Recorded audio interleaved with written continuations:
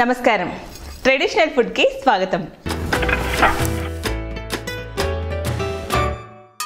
సాంప్రదాయమైన వంటకాల్లో ఇవాళ సొరకాయ చారు చేసి చూపించబోతున్నాను. వాటికి కావాల్సిన పదార్థాలు ఏంటో ఒకసారి చూద్దాం. సొరకాయ చారుకి కావాల్సిన పదార్థాలు: సొరకాయ, టమాటో, చింతపండు, వెల్లుల్లిపాయలు, జీలకర్ర, కరివేపాకు, కొత్తిమీర, ఉల్లిపాయ, కారం, పసుపు, ఉప్పు, పోపు దినుసులు, నూనె. తయారు చేసుకునే విధానం: వెల్లుల్లిపాయ, జీలకర్రని దంచుకుందాం. ముందుగా జీలకర్ర వేసుకుందాం. ఇందులోనే కొద్దిగా మిరియాలు వేసుకుందాం. వీటిని పొడిలా చేసుకుందాం. ఇందులోనే వెల్లుల్లిపాయ ముక్కలు వేసుకుందాం. వెల్లుల్లిపాయ రెబ్బలు వేసుకొని మెత్తగా దంచుకుందాం.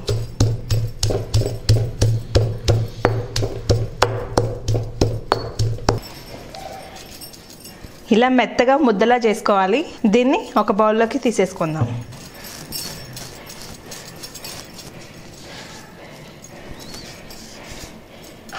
ఇప్పుడు సొరకాయ ముక్కలు కట్ చేసుకుందాం.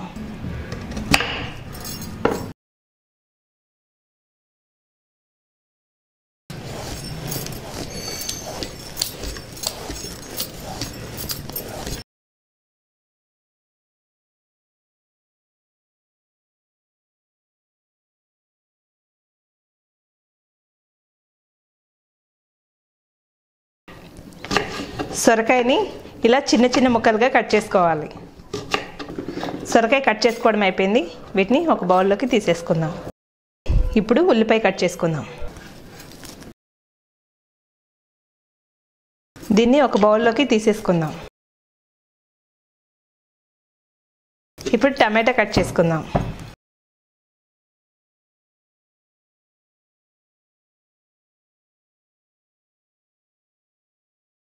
టమాటాలు కట్ చేసుకోవడం అయిపోయింది. ఇప్పుడు పోపు వేసుకుందాం. ముందుగా స్టవ్ వెలిగించుకుందాం. ముందుగా కట్ చేసి పెట్టుకున్న సొరకాయ ముక్కల్ని ఇందులో వేసేసుకుందాం. అలాగే టమాటా ముక్కలు కూడా వేసేసుకుందాం. ఇప్పుడు ఉల్లిపాయ ముక్కలు వేసుకుందాం.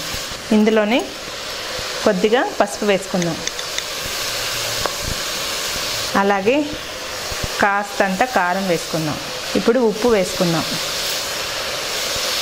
ఇది మొత్తాన్ని ఒకసారి కలుపుకుందాం. ఇందులో చింతపండు రసం వేసుకుందాం. ఇప్పుడు దీన్ని బాగా కలుపుకుందాం. ముందుగా దంచి పెట్టుకున్న వెల్లుల్లిపాయ, అలాగే జీలకర్ర, మిరియాల పొడిని వేసుకుందాం. ఇందులో కొద్దిగా కరివేపాకు వేసుకుందాం.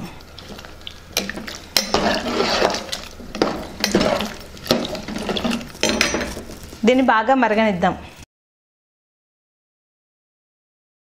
సొరకాయ చారు రెడీ అయిపోయింది. ఇప్పుడు పోపు వేసుకుందాం. ముందుగా స్టవ్ వెలిగించుకుందాం. పోపుకి సరిపడా నూనె వేసుకుందాం. నూనె వేడెక్కింది. ఇప్పుడు పోపు దినుసులు వేసుకుందాం. ఇప్పుడు ఎండుమిర్చి వేసుకుందాం. అలాగే కరివేపాకు వేసుకుందాం.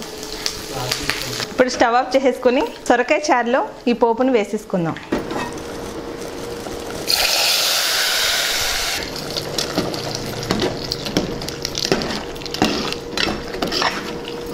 సొరకాయ చారు రెడీ అయిపోయింది.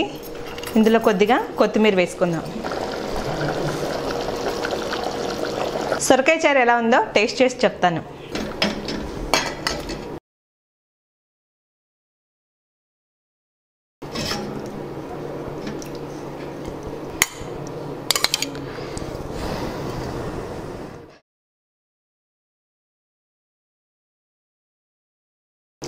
సొరకాయ చారు చాలా అంటే చాలా టేస్టీగా ఉందండి.